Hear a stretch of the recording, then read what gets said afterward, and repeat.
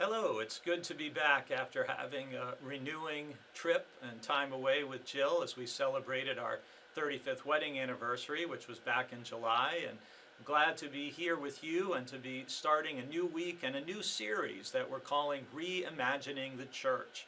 And over the next 10 weeks, 8 of which will involve small group materials as well, we're going to be looking at different images for the church and what it means to be a disciple of Jesus from different books and passages throughout the New Testament. This week, we begin with the Gospel of Mark, the first of the Gospels to be written. And I'll be preaching from Mark chapter 8, verses 31 to 38 this Sunday. And if you want to read the Gospel of Mark, it's only 16 chapters, and the 16th is very short. And you can read just a couple chapters a day, and you can read through a couple days, read 3, and you can read through the whole gospel in a week.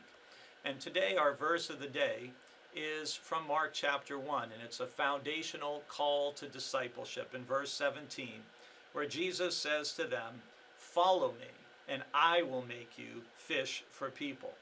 Now Jesus is speaking here to Simon and Andrew, who are casting their nets into the sea, for they were fishermen on the Sea of Galilee.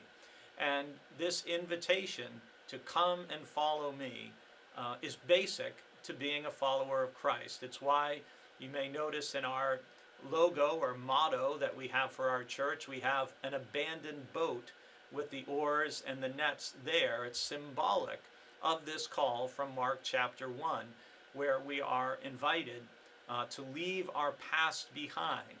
Now, for us, that might not mean that we have to leave our job or our particular vocation, as Simon and Andrew and James and John did, but it does mean leaving old ways of thinking, living, speaking, attitudes.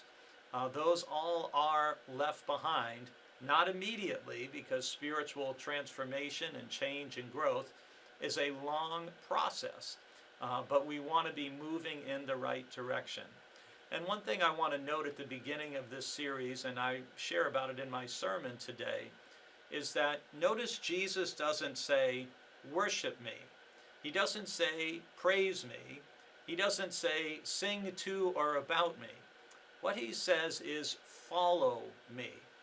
Because what Jesus wants from us, even more than our worship, what Jesus wants is us to live our lives after the manner of his life, following in his footsteps, in his ways of relating to God, and taking time in spiritual disciplines of prayer and reflecting on God's word, and worship and silence and solitude, but to follow Jesus in every aspect of our lives so that we do and say what Jesus would do and say if he were living our life. So as we begin this series, I invite you to follow Jesus more nearly every day.